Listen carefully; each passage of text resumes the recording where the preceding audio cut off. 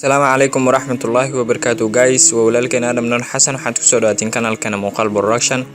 insha Allah maanta barnaamijkan adiyaaleen waxaan la wadaagi doonaa qaabka ugu fiican ee aad u duubi kartid cod wanaagsan ee aad ugu isticmaali kartid muuqaaladaada haddii aadan haysan microphone fiican waxaad isticmaali kartaa telefoonkaada Android-ka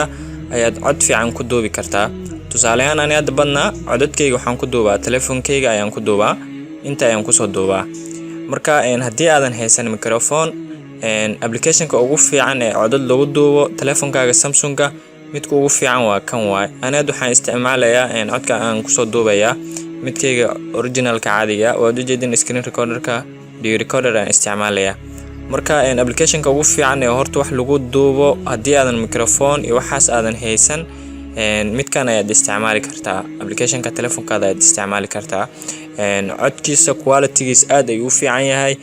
waxyaabaha la rabo markaad edit gareynaysid codka noise and reduction haddii aad meel buuq badan aad ku duubtid codkaaga noise and reduction ayaad hoos u dhigi kartaa marka application-ka ugu fiican ee aad isticmaalaysid application-ka Samsung-ka midkaana ugu fiican marka haddii equipment fiican ama qalab fiican aad haysatidna waa sidii la rabay waay inshallah maanta waxaan la wadaagi doonaa qaabka uu soo edit gareeyo codkayga muuqaalada aad daawateen badna horta waxaan isticmaalaa caadi midkan oo telefoonkayga isticmaalaa kan ayaan isticmaalaa haddii aan duubayo screen-ka computer-ka kan ayaan isticmaalaa haddii aan duubayo oo mobile-ka screen-kiisana midka caadiga ayaan isticmaalaa marka horta application-ka ugu fiican ee codad lagu duubo weliga mid kale ha raadin haddii aad telefoonkaada Samsung aad haysatid cod wanaagsan waad duubi kartaa meel degan la tag cod fiican waad duubi kartaa marka ani badna waxaan isticmaalaa application-kan ku edit gareeyo codkayga markaan duubo waa Camtasia Studio version 9 application-maad badan ayaa jira marka lagu edit gareeyo codadka ani badna waxaan isticmaalaa Camtasia Studio version 9 insha Allah computer-ka ayaan u gudbi doonaa qaabkan u edit gareeyo tusi doonaa ugu horeyn waxaan isticmaalaa codkayga aan ku soo duubaa voice recorder-kan caadiga aan isticmaalaa kadib waxaan ku edit gareeyaa codkayga Camtasia aan ku edit gareeyaa waxaan idin la wadaagi doonaa insha Allah qaabkan uu edit gareeyo anigoo isticmaalaya Camtasia codadkayga hadaba aynu guda galno qaabkan uu edit gareeyo Camtasia guys wadiidin qaybta computer-ka ayaan imaaday ugu horeyn waxaad soo kacsanaysaa Camtasia Studio version 9 aad soo kacsanaysaa si aad u hagaajisid codkaaga aad ku duubtay telefoonkaada ugu horeyn waxaan soo dooranayaa codkii aan ku duubay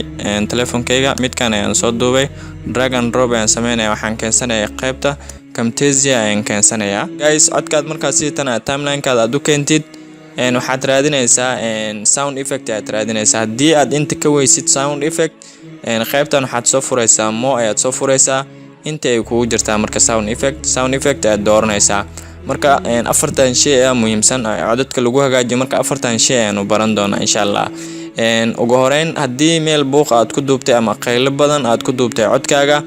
waxaad u baahan tahay inaad isticmaashid noise removal ama noise reduction kan inaad isticmaashid noise reduction ka waa soo dooranaysaa kadib drag and drop aad ku sameynaysaa oo soo jiidaysaa waxaad keenaysaa codkaada dushiisa aad keenaysaa oo ku sii deynaysaa markaad keentid wuxuu ku faa'iideynayaa effectigan haddii buuq ama qaylo meel aad ku duubtid codkaaga hoos ayuu kaaga dhigi doonaa insha Allah haddii aad u baahan tahay qaybtan ayaad imaanaysaa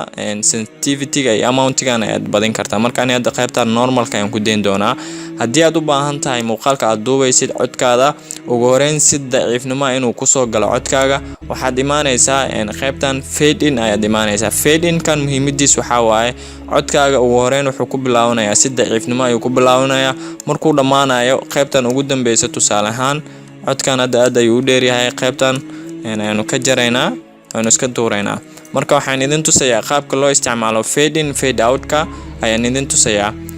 fading-ka waxaa loo isticmaalaa muuqaalka qaybtiisa hore ee loo isticmaalaa ama codadka ayaa loo isticmaali karaa waad ku sii deynaysaa codkaada wuxuu noqonayaa waad u jeedin meeshan effect ayaa ka sameysmay effectigan waxay ka dhigan tahay codkaaga markuu soo galaayo wuxuu ku bilaawanayaa si daciifnimo ayuu ku bilaawanayaa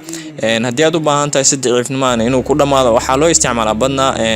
fade in fade out-kana background-ka ama background music hadaad isticmaalaysid ayaad u isticmaali kartaa codkaaga ha u isticmaalin badna waxaad u isticmaali kartaa labadan haddii aad isticmaalaysid background music fade out-kana waxaad sameynaysaa codka midka ugu dambeeya aad geynaysaa haddii aad u baahan tahay labadan point ayaad waxaad ka sameyn kartaa ayaad ka hagaajin kartaa. marka saaxiibayaal fade in fade out kana qaabkana loo isticmaala. waxa ugu muhiimsan markaad ku edit gareynaysid codkaaga Camtasia inaad isticmaashid noise removal kan inaad isticmaashid. noise removal kan aad ayuu u fiican yahay codkaaga ayuu wuxuu kaaga dhigayaa haddii meel buuq aad ku duubtid ama qaylo hoos aad iskaga dhigi kartaa. haddii aad u baahan tahay codkaaga amountiga ama volume-ka ku soo gaarayo codka hadduu daciif u yahay qaybtan waxaad imaanaysaa gain-ka aad imaanaysaa. gain-kan wuxuu ku faa'iideynayaa codka aad ka dheereyn kartaa. tusaale ahaan meeshan si fiican u fiiriya hirirkan waxay sameynayaan hadda qaybta centerka ay joogaan. qaybtan gain-ka 100% markaan ka dheereeyo hirirkan way soo dheeraan doonaan. qaybta hoose fiiriya waxaan ka dheereynayaa gain-ka waad u jeedinayaan filayaa. gain-kan waxaad u isticmaali kartaa codkaaga amountigiisa hadduu kugu yaryahay aad u isticmaali kartaa. waad ku dheereysan kartaa haddii meel oo codka haddii uu ka hooseeyo ayaad u isticmaali kartaa gain-kan. marka Camtasia markaad isticmaalaysa codkaaga inaad ku edit gareysid 4 shay ayaa ugu muhiimsan sida midkaan ay idin kula talinay inaad isticmaashid noise removal. haddii aad isticmaalaysid background musicna waxaad isticmaali kartaa fade in fade out aad isticmaali kartaa. sidoo kale meeshan waad ka dheereyn kartaa volume leveling waad ka dheereyn kartaa. marka